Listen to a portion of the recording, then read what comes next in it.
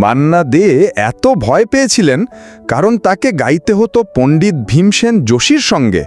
১৯৫৬ সালের বসন্ত বাহার সিনেমার জন্য তৈরি হচ্ছিল এক অসাধারণ শাস্ত্রীয় গান, কেতকী গুলাব জুই। সুরে ছিলেন শঙ্কর জয়কিশন, আর গানটি গাইবেন মান্না দে ও পণ্ডিত ভীমসেন যোশী। গানটির খবর শুনেই মান্না দে ভয় পেয়ে যান। তিনি বলেছিলেন, আমি তো সিনেমার গায়ক, ওনার সঙ্গে গাওয়া মানে যেন হিমালয়ের পাশে দাঁড়ানো। তখন শঙ্কর জয়কিশন তাকে সাহস দেন, এটা প্রতিযোগিতা নয়, এটা দুই ধারার মিলন।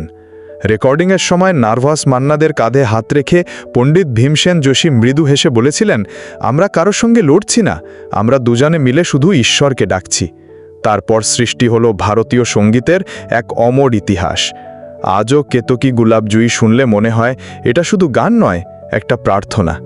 আপনি কি এই গান শুনেছেন? কেমন লেগেছিল জানাবেন কমেন্টে। আরও এমন গল্প পেতে সাবস্ক্রাইব করে সাথে থাকুন।